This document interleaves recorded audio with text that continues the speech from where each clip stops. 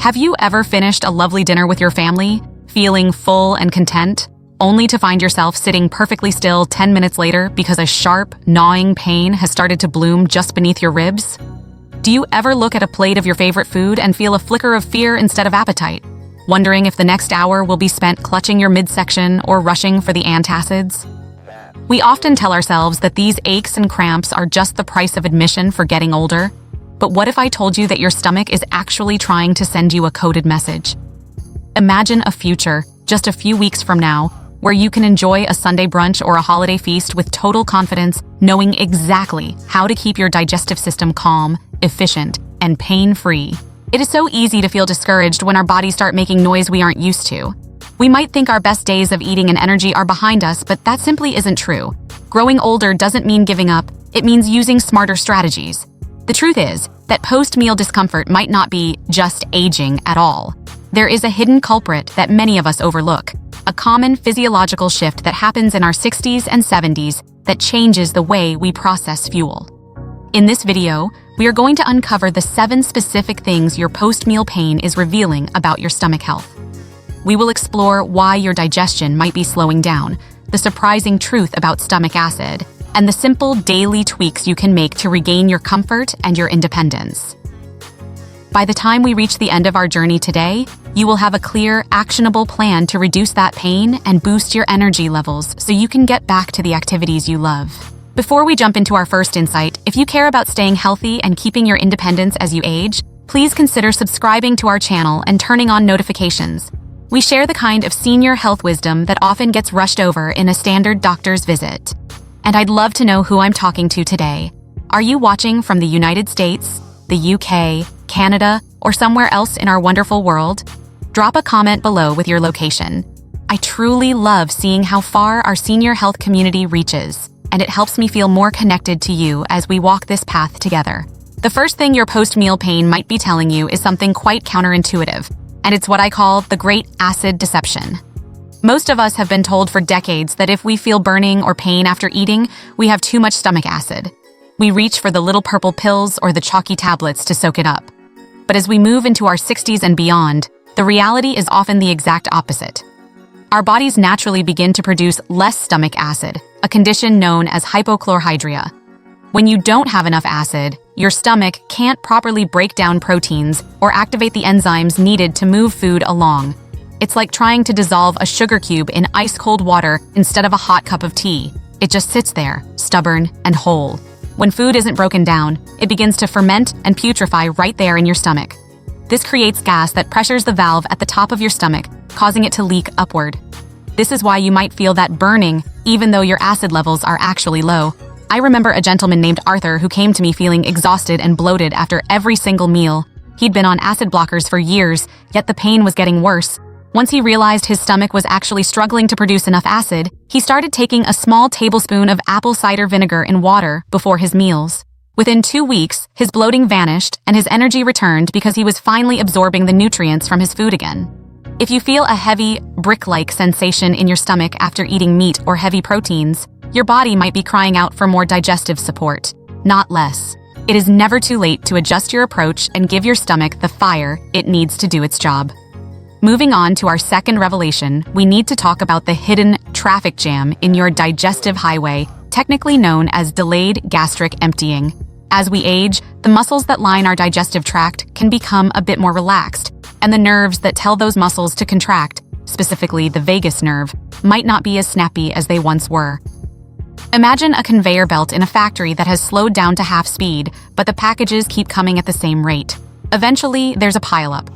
This pileup in your stomach causes distension and a dull, aching pressure that can last for hours after you've finished eating. Scientific studies, including research published in the Journal of Gerontology, have shown that gastric motility can decrease significantly as we move through our senior years. This isn't a sign of failure. It's just a sign that we need to change our shipping schedule. If you find that you feel uncomfortably full even after a small meal, or if you feel nauseous an hour after eating, your stomach might be telling you it needs smaller, more frequent packages to handle. Instead of 3 large meals that overwhelm the conveyor belt, try 5 smaller snacks throughout the day. You might also find that a gentle 10-minute walk after eating helps jumpstart those muscles. Picture yourself walking off that heaviness, feeling lighter and more mobile with every step. It's a simple shift that respects your body's new pace while keeping you in the driver's seat of your health. Now let's discuss our third point, which involves a specific type of pain that often hits about 30 to 60 minutes after a meal, particularly a rich or fatty one. If you feel a sharp or squeezing pain in your upper right abdomen, perhaps even radiating to your shoulder blade, your gallbladder might be trying to get your attention. Your gallbladder is like a little storage pouch for bile, which is the detergent your body uses to break down fats.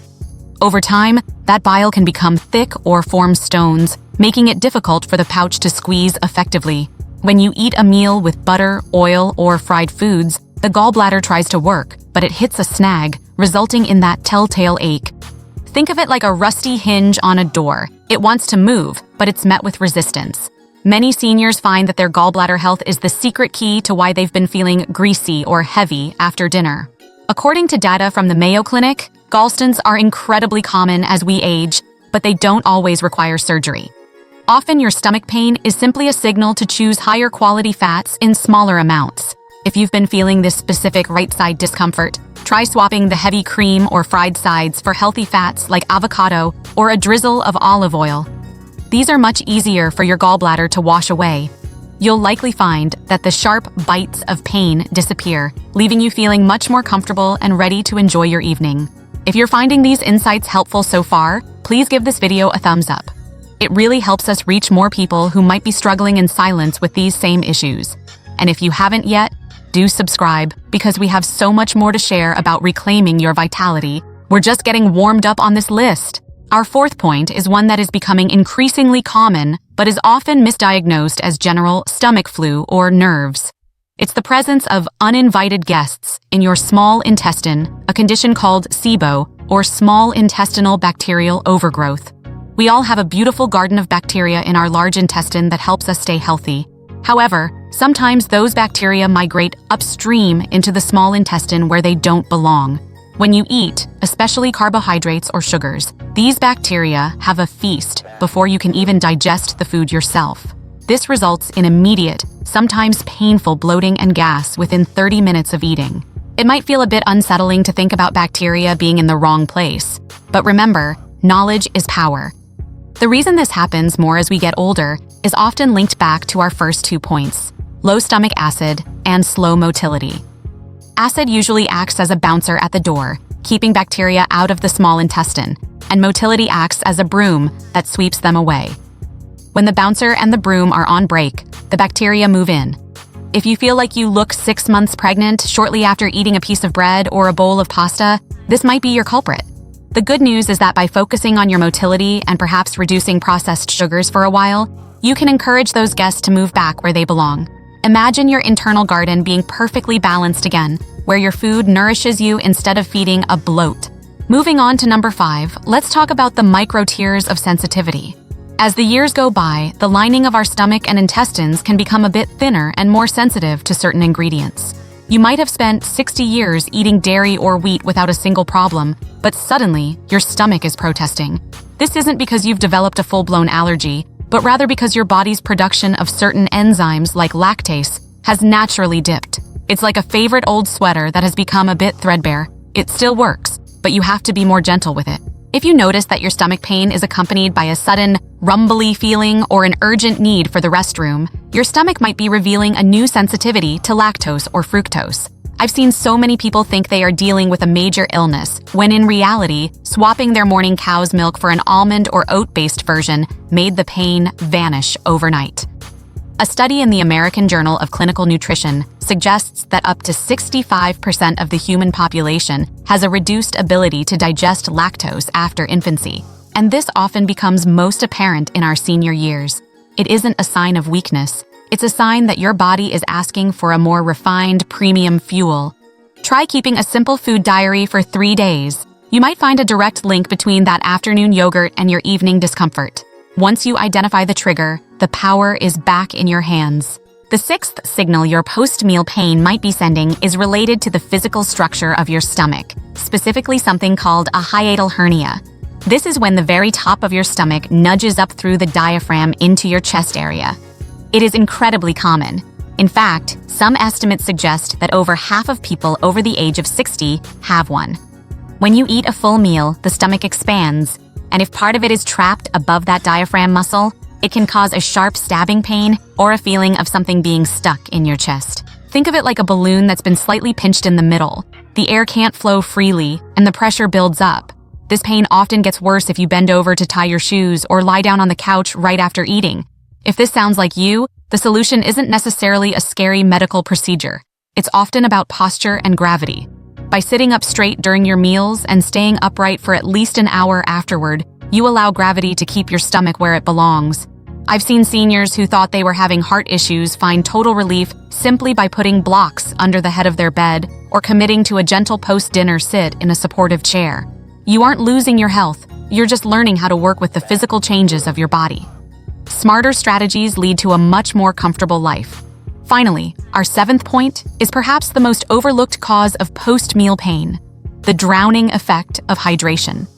Now, we all know how important it is to drink water, but did you know that drinking a massive glass of ice-cold water during your meal can actually cause stomach pain? When you flood your stomach with liquid while you're trying to digest food, you dilute those precious digestive juices we talked about earlier. Furthermore, the cold temperature can cause the muscles of the stomach to spasm, leading to cramps and that tight feeling. Picture a campfire where you're trying to cook a meal. If you keep throwing cups of water onto the flames, the fire will struggle, create a lot of smoke, and never get the job done. Your digestive fire needs to be hot and concentrated. Many of my friends in their 70s found that simply waiting to drink their water until 30 minutes after they finished eating made a world of difference. They stopped feeling that sloshing pain and started feeling more energized after lunch. It's such a small, free tweak, but it honors the way your body was designed to work. I hope you're taking some notes, because these small changes truly do add up. To recap what we've discussed, your post-meal pain isn't a mystery or an inevitability. It's a signal. It might be telling you that you need a little more acid support, that you need to slow down your traffic jam with smaller meals, or that your gallbladder prefers lighter fats. It might be asking for better posture to manage a hiatal hernia, or simply asking you not to drown your digestive fire with too much water at once. It is all about giving your body exactly what it needs and avoiding those sneaky habits that cause unnecessary friction. Remember, your body is a magnificent, self-healing system. It is always trying to move toward health and balance. All we have to do is provide the right environment. Growing older is inevitable, but growing weaker or living in constant pain does not have to be. With these smarter strategies, you can stay strong, mobile, and truly independent. I know that dealing with chronic discomfort can be scary. It can make you feel like your world is shrinking as you avoid social outings or favorite restaurants, but I want you to feel empowered today. You are not alone in this struggle, and it is never too late to turn things around. Every small step you take, every time you choose a smaller portion, every time you sit up a little straighter, every time you listen to what that pain is actually saying, you are strengthening your future freedom. You are taking charge of your health, one meal at a time. I would love to hear from you now. Which of these 7 signals surprised you the most? Have you already tried one of these tweaks, like the apple cider vinegar or the post-meal walk? Share your story or your questions in the comments below. I make it a point to read through our community's experiences because we all learn so much from each other. Your plan or your success might be the exact inspiration another person needs to read today. If this video helped you or opened your eyes to a new way of looking at your health, please hit that like button. It means a lot to me, and it helps other seniors find this information so they don't have to suffer in silence. And don't forget to subscribe and turn on those notifications. We have so many more science-backed insights coming your way to help you thrive in your golden years. Your health and your independence are absolutely worth fighting for, and I am honored to be on this journey with you. If you're still with me and you're determined to listen to your body and stay strong, type a 1 in the comments to affirm it. And if you're still feeling a bit skeptical or have more questions, feel free to type a 0. I appreciate all of your honest feedback. Your voice truly matters in this community. Keep taking those small steps for your health. They might feel like minor tweaks today, but they add up to giant strides in your freedom and your quality of life tomorrow. Stay strong, stay healthy. And remember, your independence is carried by a happy, healthy gut. I'll see you in the next video.